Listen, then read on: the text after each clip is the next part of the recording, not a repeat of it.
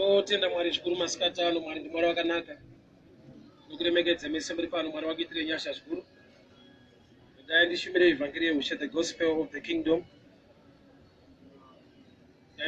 Father, we thank you for this opportunity and time. Speak unto our lives. Instruct us, correct us, empower us for the glory of your name. In Jesus' mighty name I pray. Amen. John 11, verse 15. John 11, verse 15. So then he told them plainly, Lazarus is dead, and for your sake I'm glad I was not there, so that you may believe. Let us go to him. John 11, 21. Lord, Martha said to Jesus, if you had been here, my brother would not have died. But I know, even now, God will give you whatever you ask.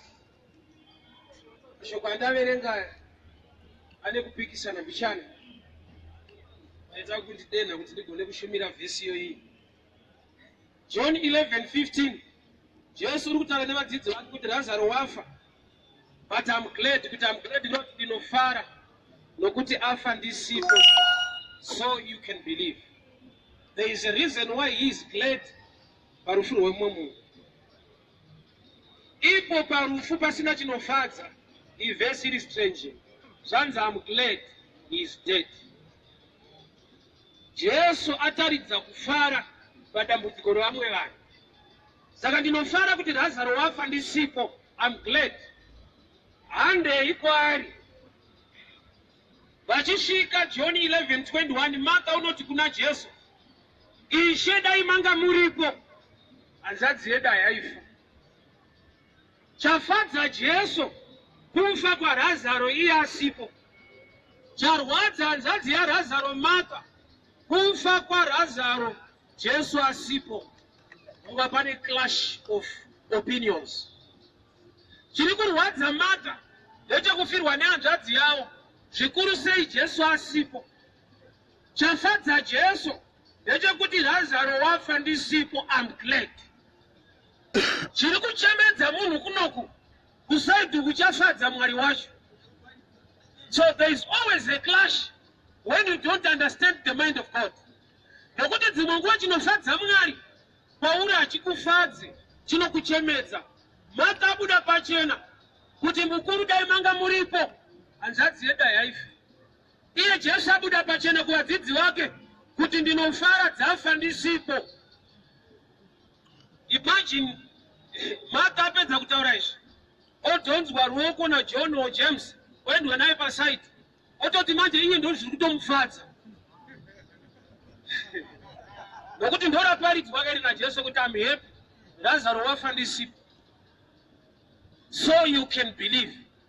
There is a reason yabudiwa nawe pachena naJesu, and so that you can believe.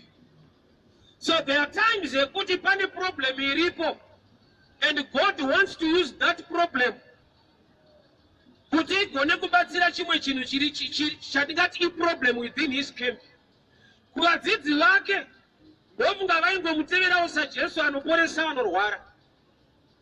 Saka paari kuenda kunomutsa munhu afa akavigwa for 4 days, zvinoiva uplifta belief or understanding yekuti wavainaye ndiani. Kune madimensions ari muna Mwari haunongoexperience chete when things are worse, ndopa unogona kuziva kuti God is best. Kune kugona kwaMwari kunogona kuzivikanwa munguva yekuti zvinhu beyond.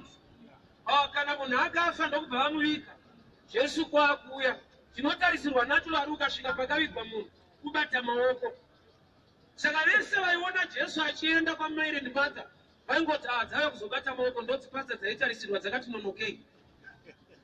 Mumaindi yavanhu vane zvava kutotaura Jesu achiuya, nokuti ukadzika nechapta iyoyi unonzwa pachitaurwa kunzi Lazaro wamunodisa arwara. There was a request yekuti Jesu auye during sickness.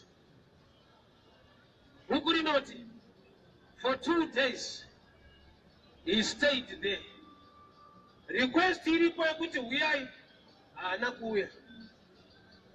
Ndokuzofunga kuenda asisadiwe.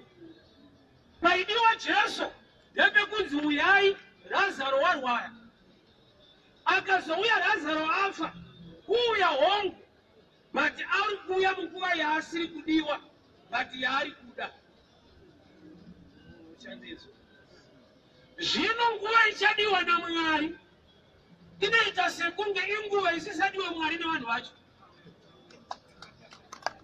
Somebody said it. Uyai Lazaro wamunoda arwara. Kuti vaida kuti hanzvadzi yavo iregere kufa, iporeswe kubva murwere. But Jesu ndokubva aspenda 2 more days ari kwaari ikoko. Uyai Lazaro arwara, ndokubva aspenda 2 more days kwakuzouya Lazaro afa.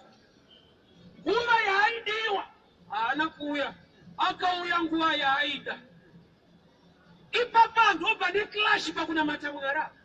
Nokuti ukamunamata by common sense, pane time yaunomuda, yaunoda kuti akupromotese kubasa, yaunoda kuti akusimudzire, haasi kudaro. Zvekuti wakaipa akakuzerezera, anogona kukuti pamwe Mwari waunonamata haana simba racho kana kuti haagone kana kuti siya. Handiziva akaisa request kuna Mwari. Wakuexperience chinhu chekuti vamwe vanogona kukuti pane spirit of delay. I believe kune mweya inoita kuti zvinhu zvevanhu zvinonoke. But pane pamwe pekuti Mwari unoita sekunga anonoka. In actual sense, iye haanonoke, asi vanhu vanononokerwa. Zvinoita kuti Mwari aregere kunonoka, haashande nenguva, anoshanda munguva. Haashande netime. Time yaaita zvinhu ndo time yacho. Iyo munhu akati ndichauya mutsauni mangwana, mukasataurirana nguva, akasvika nguva ino asati auya, haufaniri kurwadziwa, nokuti nhasi wacho hasati apera. Asi munhu akanichapinda mutsauni kuma10, dzikakwana 11, anonoka. Zvinoita kuti Mwari aregere kunonoka, haashande netime. Time yaashanda ndo time yacho.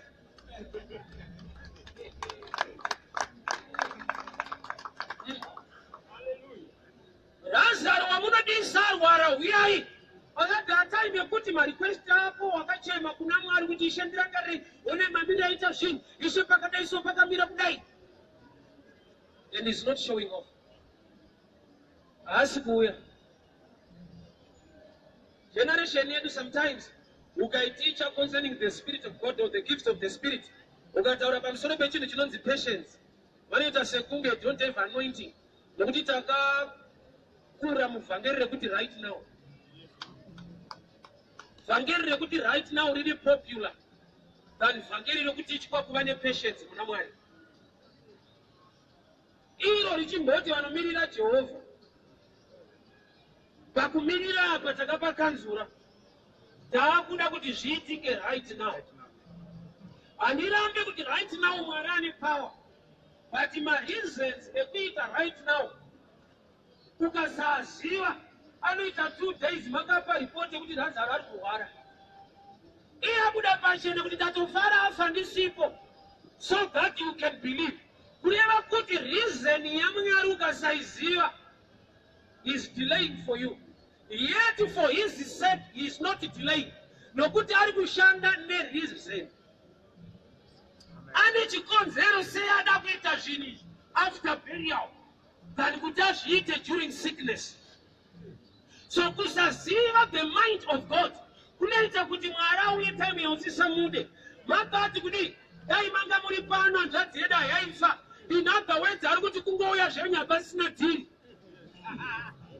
Chataito kudirai ndechekuti aregere kufa. Imi kana makuya afa, inoiti miende wenyu nokuti time yatai kudai.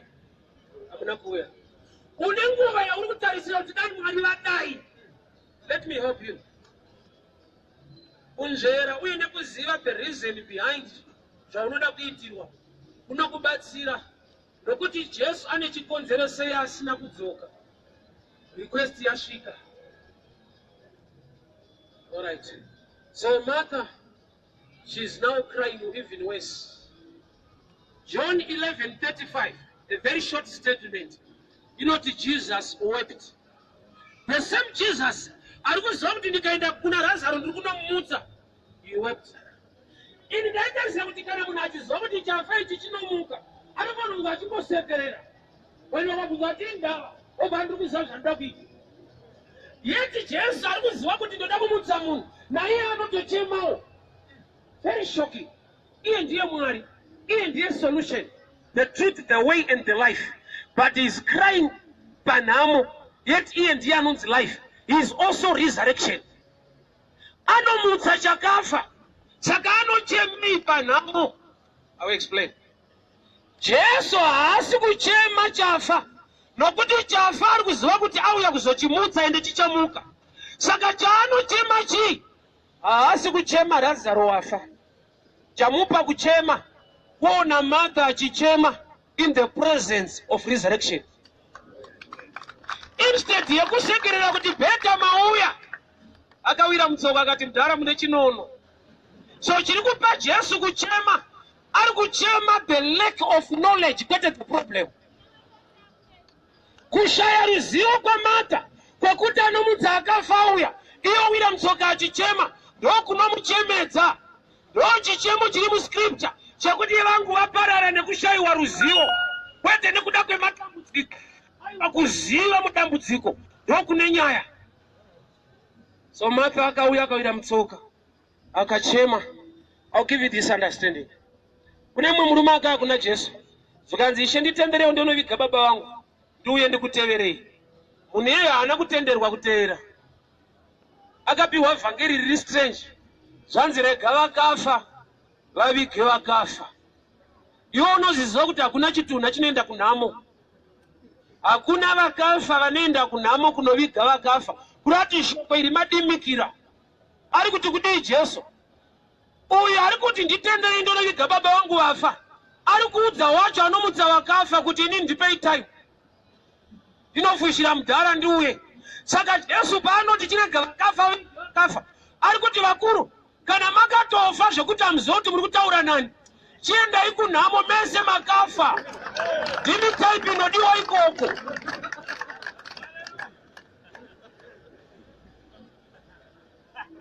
Jesu ari kuti saka kana wakafa mufiro wekuti hautomboziva kuti ndirani, mhanya kunhamo nokuti utori nhamo pachako. Vo vakafa vari kudiwa kunhamo apa. Why? Nokuti waifanirwa kuti kuna Jesu Ishe baba vangu vafa handei. But anopa chichemo cheburial achichipa kuna resurrection. Yes. Iyo yekunzi vakafa rega vaviga vakafa. Kana Jesu asina kuenda nemurume kunomutsira baba vake, zvapachena kuti kune vanhu vanouya to the right Jesus but vanodzekera vaine maproblems iwayo. Kwete nekuti Jesu agone but nokuti vakafa pakutenda kuti agone. Yes. Aziva kwekuuya but asati akumuziva iye wacho waakainga. Iwo sotozvionera kana manager wana akagara kana 30 years pane pekuti vakanetsana unzwa murume akuti haundizive. Usaita anenge achitorevesa munhu iye. Endaiti vanhu kana varoorana vagara kana 10 years vanozivana. Ndakazonzwa murume agumbuka achiti haundizive mushe. Urati kuziva munhu kunotora nguva. Unotonza. So murume une chichemo kuna Jesu anomutsa vakafa kuti nditenderei ndonovigawo baba vangu. Kurati tine vanhu vakava to the right Jesus but vasina depth of knowledge concerning the ability of Jesus. Sachinzwa vamwe achiti yodai yaita zvekuti out madhimoni yodai profete.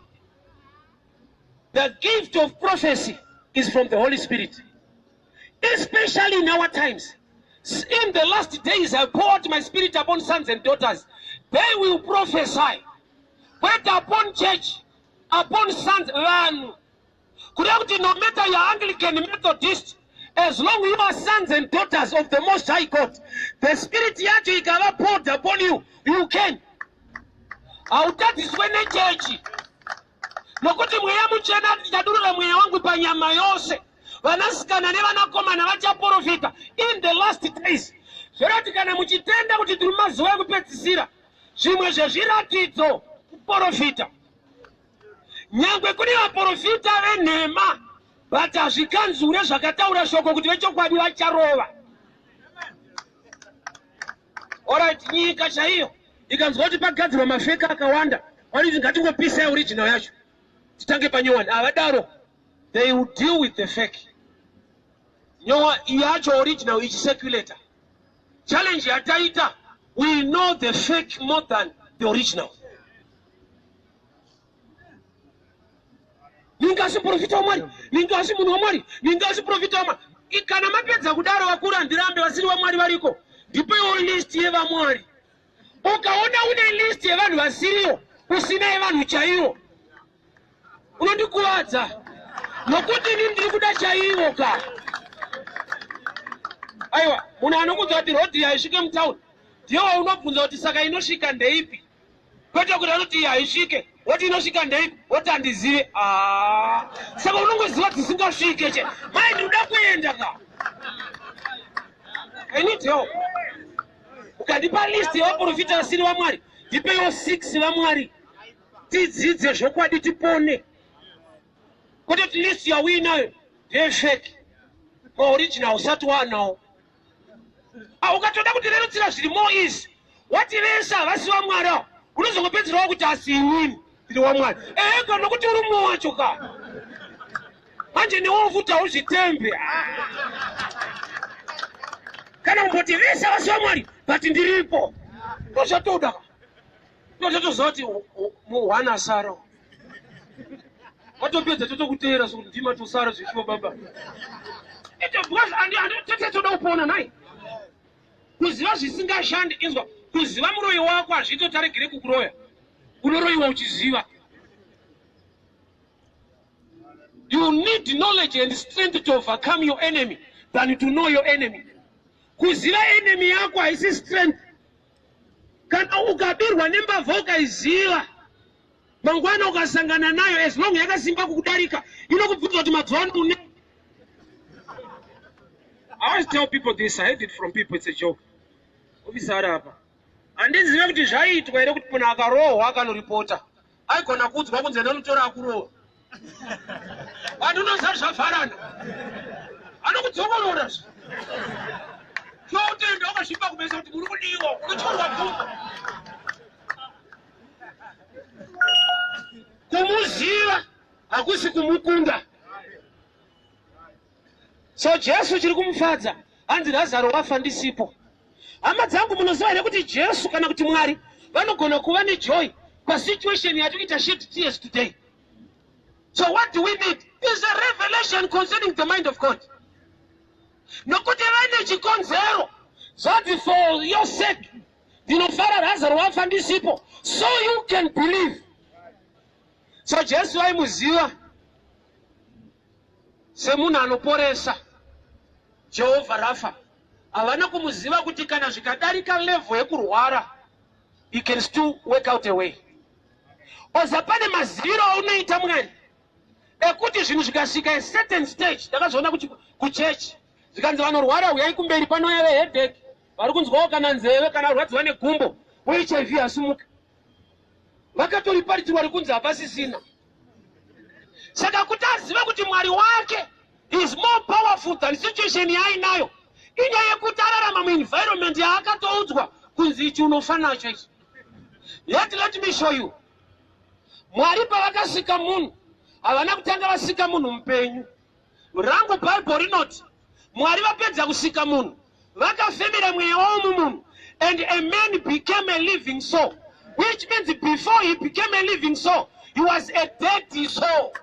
So the first man akasikwa panyika was a dead man. Mwari pavakafemera mweya, and the man became a living soul, which means death to God is a starting point. Avatangi nezvipenyu vanototanga nechakafa, nokuti upenyu ndiwo. Saka vakafemera chakafa, munhu ndokubva atanga kurarama, kuda kuti anga ariko, but ari a dead soul. When God breathed into man, he became a living soul. Book of Genesis rinotitaridza imwe ability yaMwari. Mwari haana kutanga zvinhu zvakanaka, akatanga zvinhu kuti zvinake, nokuti kunaka ndiye. Genesis 1 haina kuanza. Zvinonzi nyika yanga ine rima, iri empty, iri shapeless. Mwari ndokubva vatanga kuti let there be light. Kwakuve nemiti kwazodi nyika ndokubva yazara. Inosvika painonzi nyika nekuzara kwayo ruoko rwaJehovha. But pavakatangira Genesis 1, it was empty, shapeless and void. Level life yako ikashika ipapo.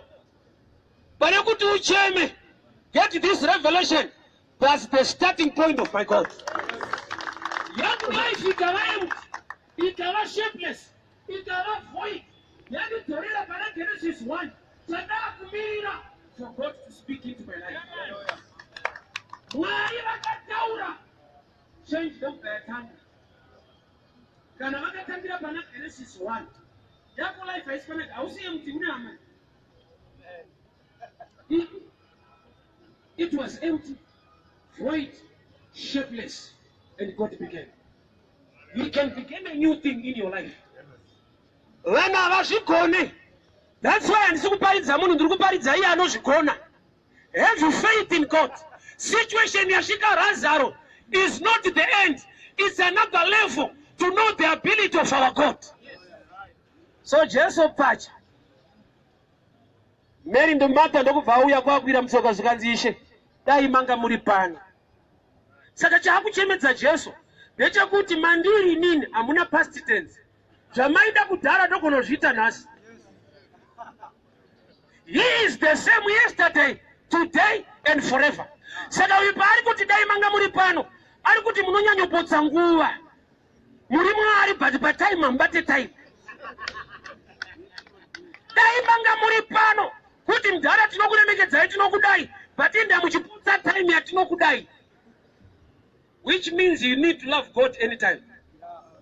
Because he is able at any time. God is good all the times. All the times, God is good. Saka pauya Lazarus alpha, he remains a good God. But chari kushaiwa I worship. Chari kuwana zvichemo kuti dai manga muri pano. Hanzvadzi yedu yaifa. Jesu ndokubva atayo. Ndanzwawo zvamataura ndo mafungiro enyu. Ndoda kuti mudzidze kumwe zviri mandiri.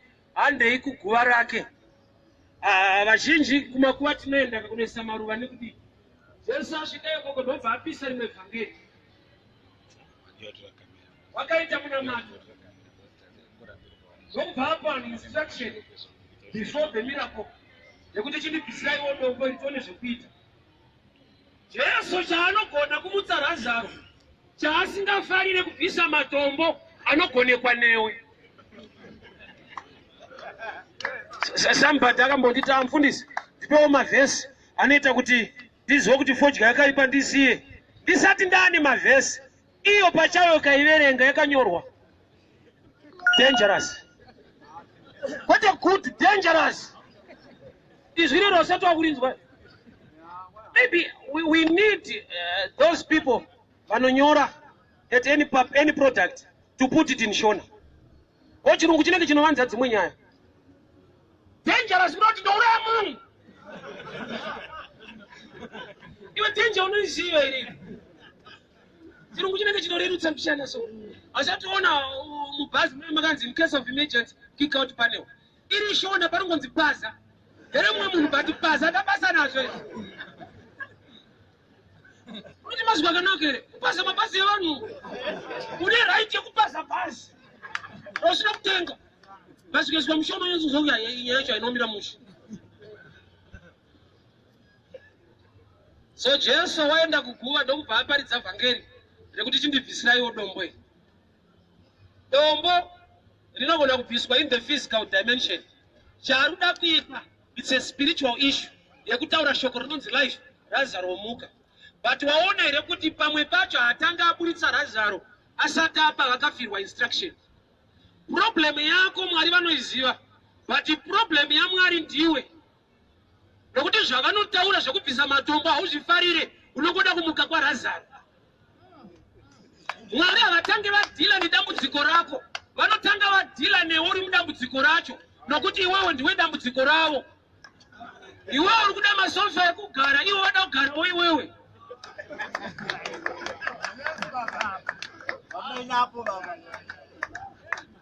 Wambori noda kubviswa kwete naJesu wacho nevanochema. Usati atimes kuti uchichema haudi vhangeri rinenge rine simba rinokupedza powers. Waifana kuwanzwira tsitsika kuti vari kuchema hadzidzi vangu chimbobvisira vasikana vadombo. Vhangeri raJesu ndiri kubvisai dombo. Machema madinzwa. My instructions haite override matears. Vamwe era tinayo kuAfrica kuti maybe ukachema things will be okay. Kuchema it's a sign yekuti zvanyanya. Kupera kwazvo you need knowledge and ideas on what to do. Nama iperi nekuchema. Inopera nekuita zvinoipedza. Ukachema kuti pamba hapana huku uchipedza kuchema uchivenda hapana. Sachona mecha siti kukoti kana chitunga nyaya. Anoda evidence umbo hadi misodzi. Kuti shuwa iri kuti andamburi pamuri ndo ninyepyeso. Amboti amaona wachima mgaro yamana tingaite yapera nya. Anoti vakuru mapedza kuchema toda umbo. Ndombo unochema futi. Uchipedza vakamirira. Baba Sanet, zvinhu zvikaita mushe, hatunoawana. Even akawanikwa zvaita mushe, vanoita vanhu mainterview. Haupinde nenhamo, unopinda nekuri gona. Munogona here magetsi, kuti handagone zvangu patakanamatiro zvazvaomba baba. Munoshira patransformer dzangu.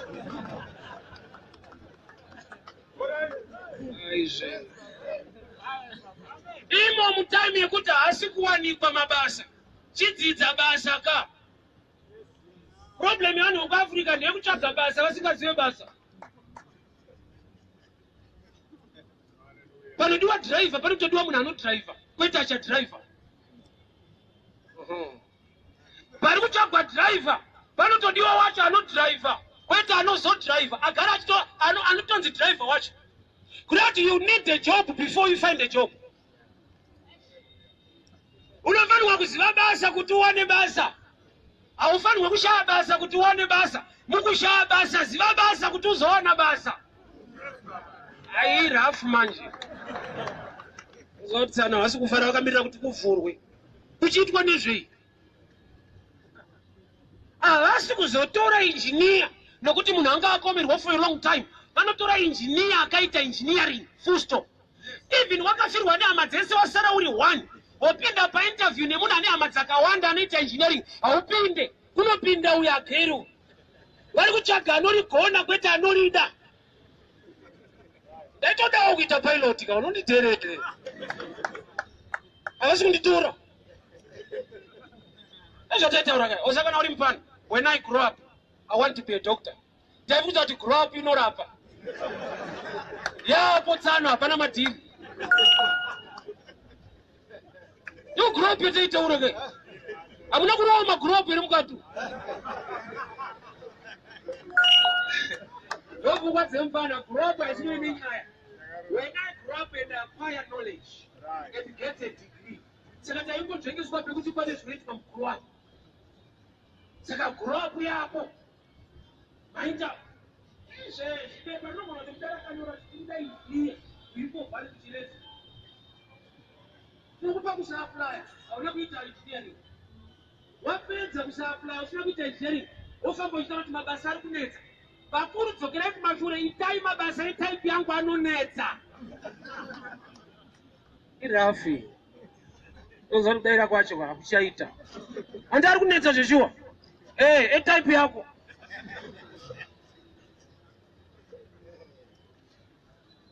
Ndatonzwa kuti madoctors mashoma kai. Kuri kudiwa madoctor. Ndakasiya.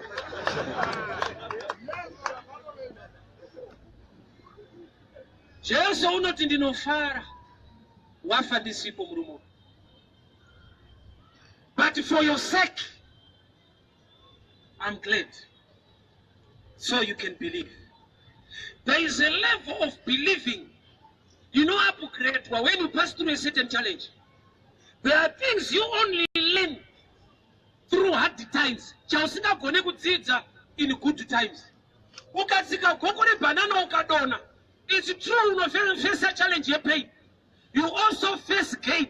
pakuziva kuti ari tsikwe rinodonhedza.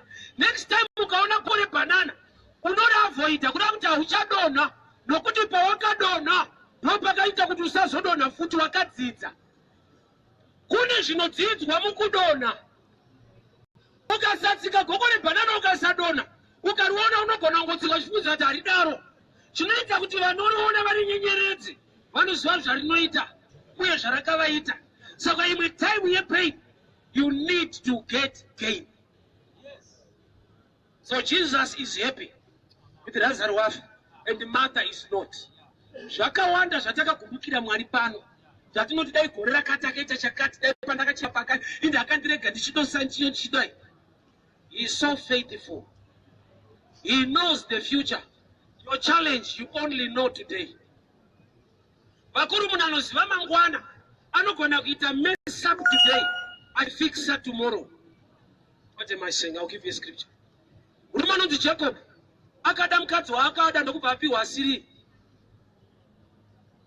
Kwakupinda muwanano nemunhu waasingade. Yeti Mwari vakamuvimbisa kuti kwese kwauchaenda ndinewe. But paakatsotswa pamadzimai Mwari vakazvirega zvakadaro. Labhani akatobudira pachena kuti kuna atijaidze. Tototanga nemukoma chisingaroreke ndochatokupa. Tozokupa zvinororeka. Yeti Mwari vati ndinewe. To prove kuti Mwari vanaye, uchaona kuti in the future pane zvaigadziriswa naMwari concerning issue ya Joseph. Nokuti Joseph akangova mwana wamainini, mwana wemubarika. It's easy for the brothers kuva nehatred naye. Hatred ndo yakava a key factor yekumupusha to Egypt. So God can mess up today, so he can fix your tomorrow. Iri kuchikoro ndaivenga maticha airova, nokuti ndanisingazive kuti vanoroverei. Arowa ichi ticha achiita ichi. Saka ndakasangana neumwe ticha anga asingarove, ndikati ndo maticha kaya. Ana vana basani vanokusiya. Ndakura ndamuupenyu manje. Ndopa ndakudemba kuti dai ndakarohwa ndikaverenga zvavo. Nokuti future inorova iwewe, adzimai vako, vana vako, hama dzako. Kuchikoro unorohwa uri 1. Ukasarohwa unoroisa vana nemukadzi. Future inozvambura kwete mchana. Shamhu inongorova munhu 1. Future inorova nese, mukadzi wedu ofari pataiti, mwana wedu ofari pataiti. Ameno ari kuroisa vana ipapa. Wanzana nhamwe ine mwana wangu ide yangu. Auziva kuti pane dambudziko rinemumwe munhu riri kumanifesta pari but risiri iro rakagadzirwa naye. Vashona vanozizika vanobvunza musikana ane nhumbu kuti ndeyani. Kubvunza anayo kuti ndeyani. Uri kuinzwa reshona. Musikana anonzi Rozi ndiye anobvunza naye Rozi nhumbu ndeyani. Iye ainayo Rozi wacho. Kondogutsikana kuti kana anayo ndeyake. Vantoziva kuti ngotakuriswa kune imwe shasha isiri kutombozikanwa ine problem yese. Saka nenhamwe inodaro. Kune imwe nhamwe yekuti ukaitarisa unozona kuti inofunga ndakaita kutambidzwa yandashuwa nayo. Ini ndinombotraya but yakanyanya. Jesus apaya a visit but haana kupiwa welcome. Apiwa chichemo chakunzi dai manga muri pano. Haifo. Yekufai aitaura asati auya. And ataudza vadzidzi vake kuti amuhepi nokuti wafa ndisipo, nokuti pane zvikonzero zvaari kuzviitira. So asvika kuguva akavati bvisai dombo, ndokubva varibvisa. Ndokubva ashedza Lazaro. Ivo vakanoviga Lazaro. Jesu ndokubva auya kwaakavigwa, ndokubva amushedza kuti uya kuno. Lazaro ndokubva auya. Uri kuonera kuti vanhu vakatakura munhu anofamba. Iwo hausi kundinzwa ere. Kana Jesu asina kutendai munomutora akati Lazaro huya, kuti pamwe pacho nekudhibha munototakura anofamba. Sikuchinzwa ere. Lazaro akanosiwa muguwo akatoenda akatakurwa mucovid. But Jesu paakauya akatoziva kuti tsano vanofamba. Inyaya kuti type yakavatakura haizivi shoko rekutaura. Lazaro huya buda. Lazaro kata. Wabuda panza. Martha wati dai manga muripo. Yaratidzwa this time inoita kuti arivhesi mashoko ake. Kureva kuti Ishe, as long muripo, you can make a way. Zvakuti makandinonokera ndo zvandofunga, but chandinoziva munogona kunza mufaro wandakashaiwa for a long time. I will restore the years. But in what statement yataurwa naMartha pana? John 21. John 21. John 11:21. And Martha said to Jesus, if you had been here, my brother would not have died. But I know that even God will grant you whatever you ask. And Jesus said, your brother will rise again. Martha answered, I know you will rise in the resurrection at the last day. Anyway, danger knowledge ya Martha. Martha nyangu achitenda, but kutenda kwake kune wrong knowledge. Sanzi yes, achamuka, the last day, zuwa resurrection. Ana kuramba, but kutenda kwake kune wrong understanding. If just ndo panoti, I am resurrection and life. Martha ati, azazi edi chamuka, pazuwa rekupedzisira, panomuka vakafa. Ane kutenda kune wrong understanding. Azvimuite musatanist, zvinomuita munhu asingazive imwe pfungwa yaMwari concerning resurrection. Jesu ndo paanoti, I am resurrection. Martha ari kuti resurrection is the last day, pachamuka vakafa. Namanje kana vamweni ndo zvavanofunga kuti kune zuva richamuka vakafa. Hariko. And I will explain from this text. Hakuna zuva richamuka vakafa. Nokuti zuva racho harikwani Jesu kana asina kuuya. Nokuti iye ndiye zuva racho. Bhaibheri rinoti iye paachaonekwa mumakore, nyange vakafa vachamuka. Kwete kuti zuva racho rikakwana, vanhu vachamuka. Hakuna resurrection day. Resurrection is a person. Saka iye ati I am. Kureva kuti kana mukati kune day, rinodi kukwana iye asipo. Kureva kuti iye paachauya, iye kumuka. Saka kumuka harisi zuva ndiye. This knowledge, it depth concerning knowledge hayavane vanhu kudhara. Knowledge concerning even Sabbath. Sabbath was a day. But today, Sabbath is a person. Matthew 11:28. Uyai kwandiri makaneta makaremerwa ndichakupai zororo. Ari kuti uyai haasi Saturday ndi Jesu. Zororo ndi Kristu is not a day. Icho kwadi nokuti Mwari pavakasika nyika on the 7th day ndokubva vazorora.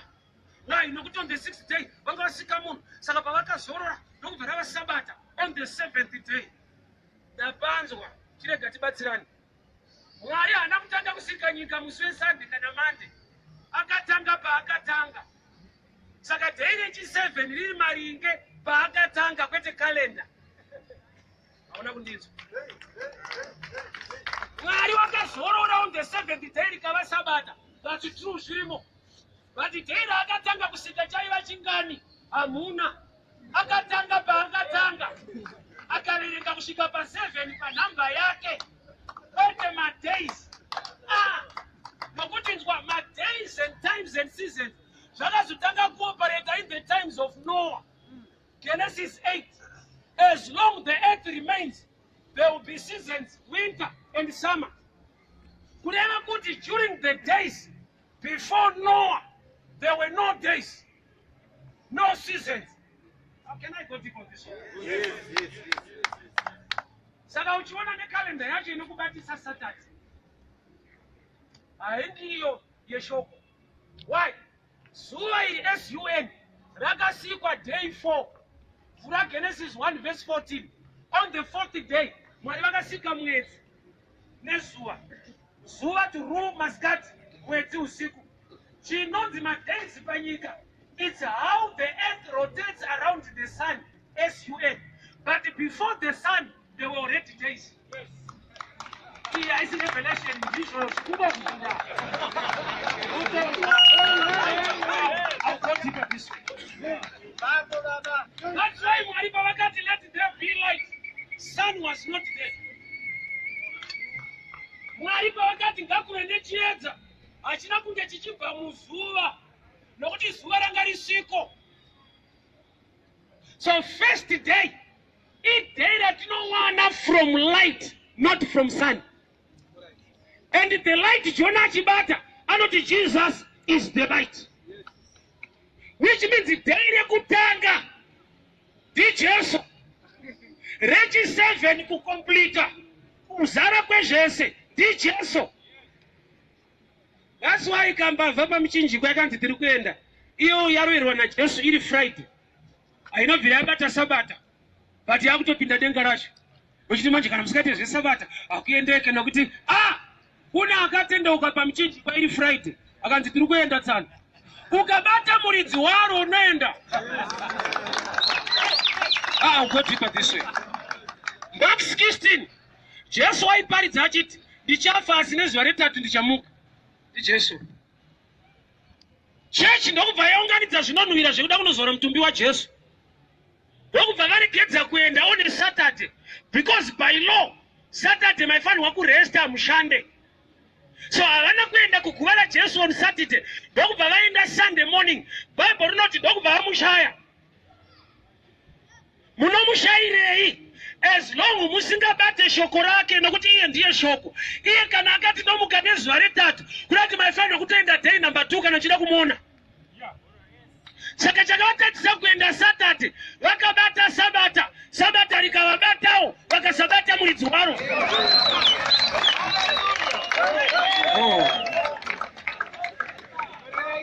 Saka uchiona anonyanya ribata hambati.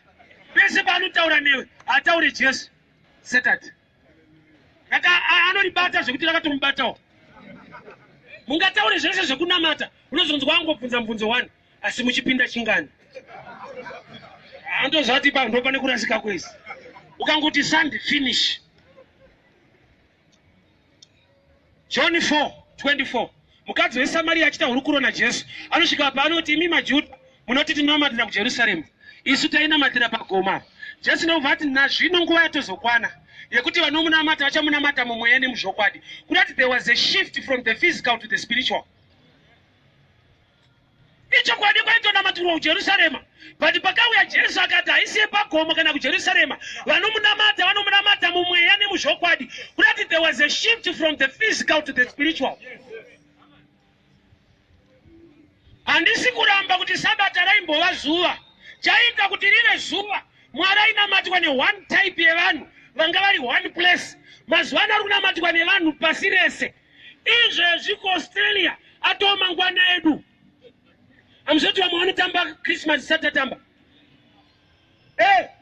Problem ye tinoshare the same sun. Kunoku kwariri kunoku. Inyaya yekuti zuva racho harifambe. Eti ndio inenge ichitenderera zuva rakamira. Saka patarisana nezuva ndo mangwanani. Eti ichitenderera kana ravo ukwafuratira amanheru.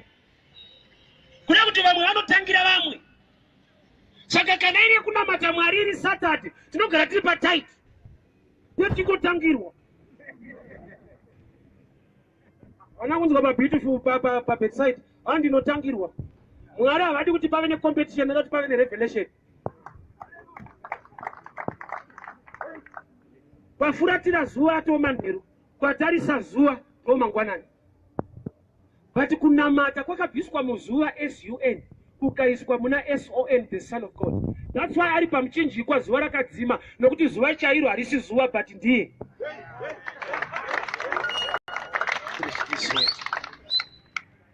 I don't know why I'm going this angle, but I can put it. Yes, I know I'm happy. Lazarus wafa ndisipo.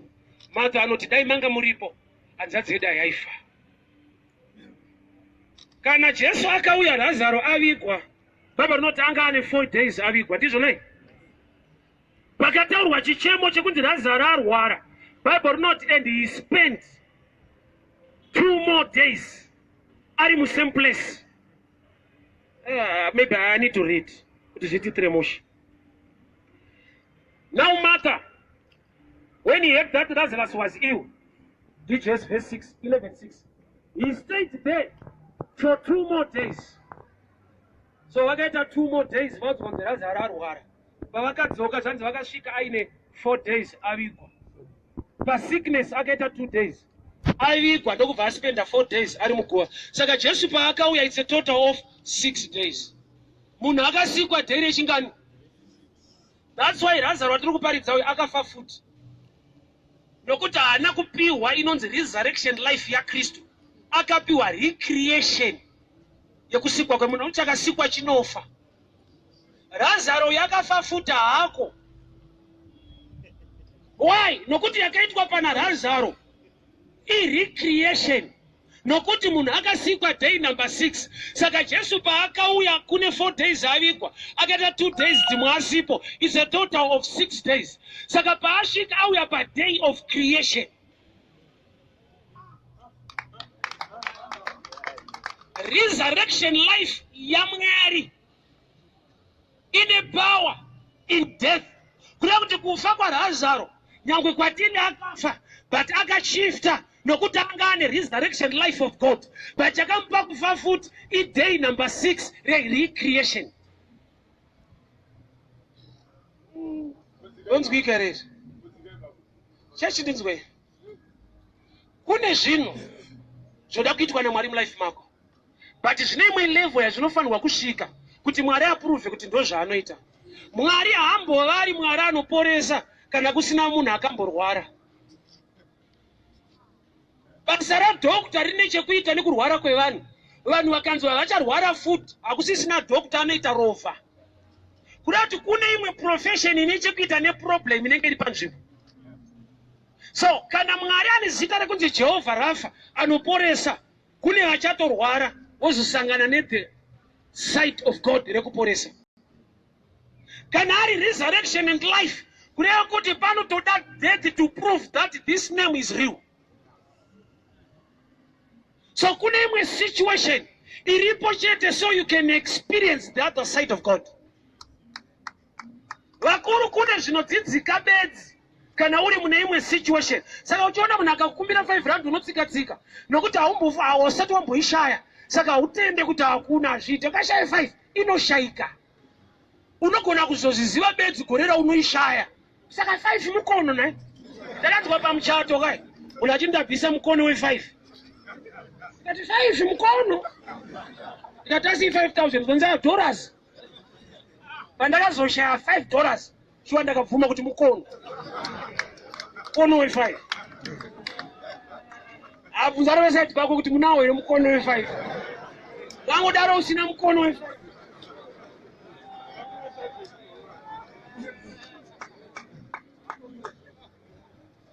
Lazaro anomutswa naJesu. Dombo rinobviswa nevanhu vari kuchema. Matears aite override obeying instructions. Don't Africa. We are failing to obey the instructions of God because of tears. The same Bible.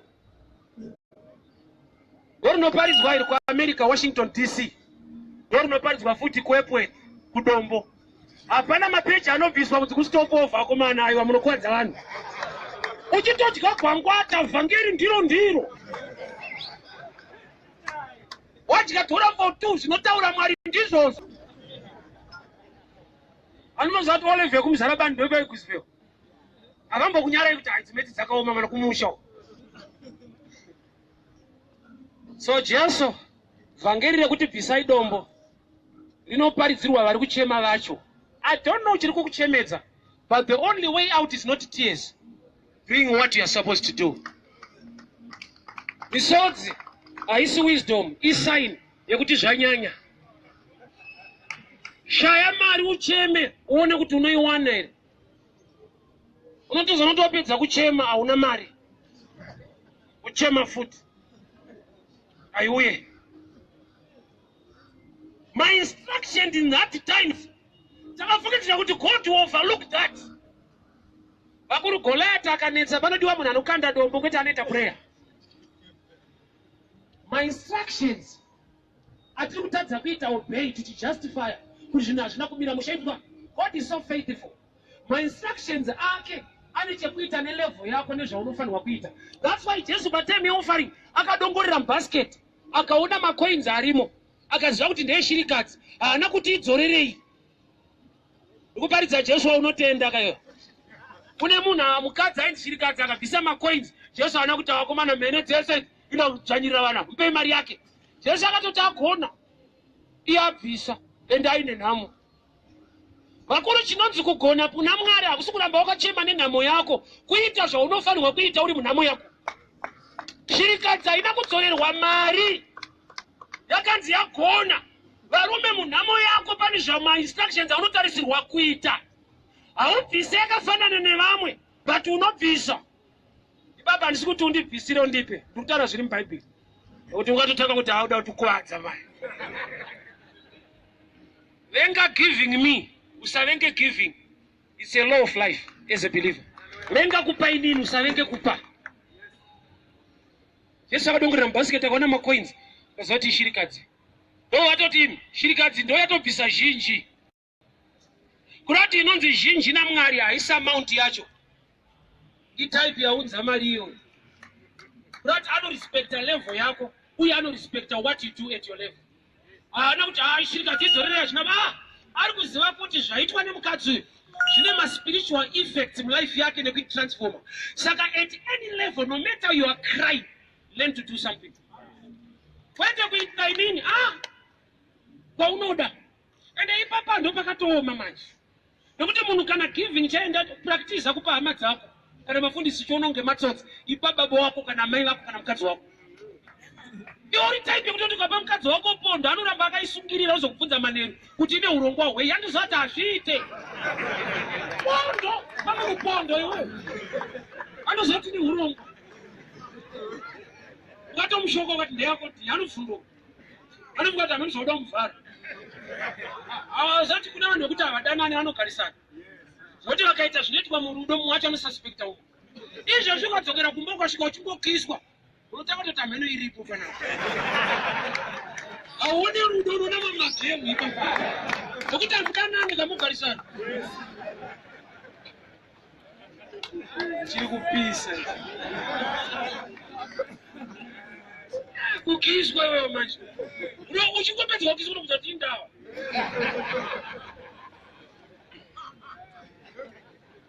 Kuti ndinodzana kubasa kuti handizozviitika kumba. I need to pray. Thank you God zama dzedu dziri kuona from UK and America. I'd like to pray. Asumzedu maoko. Baba ndinonama ndinotaura nyasha mazvita ndinotaura kuupenyu hwedu.